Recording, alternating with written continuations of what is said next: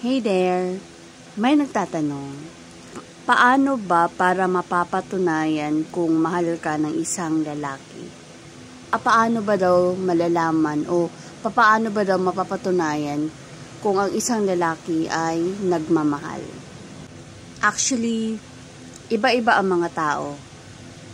So, meaning, iba-iba rin ang kanilang paraan para maipakita ang kanilang nararamdaman o para maipakita ang kanilang pagmamahal.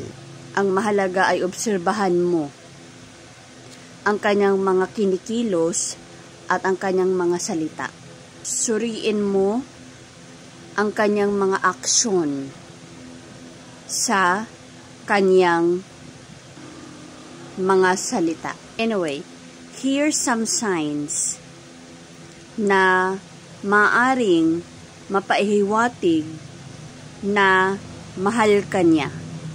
Una, pagpapakilala sa'yo sa kanyang pamilya at sa kanyang mga kaibigan. Sa pamamagitan rin ito mo rin masasabi kung seryoso ba ang isang lalaki sa'yo. Pangalawa, pagiging tapat at maaasahan. Tapat o honest ba siya sa'yo? Maaasahan mo ba siya sa kanyang mga ipinapangako? Pangatlo, paggalang sa'yo. Iginagalang ka ba niya bilang isang tao? Pinaparamdam ba niya sa'yo na espesyal ka sa kanya? Pang-apat, paggawa ng mga maliliit na bagay. Halimbawa, ipinagluluto ka niya ng mga paborito mong pagkain. Nagpapakita ba siya ng pag-aalala at pagmamahal? Tumutulong ba siya sa mga gawaing bahay? Pagpapakita ng suporta.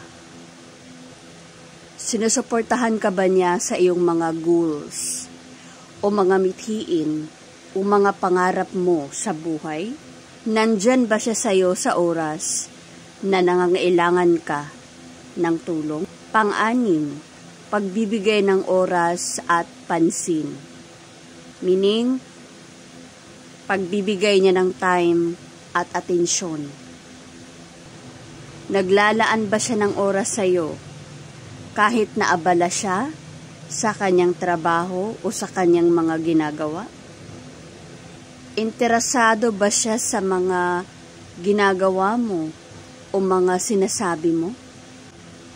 So, I think yun lang yung masasabi ko na mga signs para mapatunayan mo na mahal ka ng isang lalaki. Pero kung meron man ako nakalimutan, pwede niyong i-comment sa comment section below. Gaya ng sinabi ko, iba-iba ang mga tao. Kaya iba-iba rin na paraan ang kanilang pagpapakita ng kanilang nararamdaman. Ngunit ang mahalaga sa lahat ay ang tapat na komunikasyon ninyong dalawa.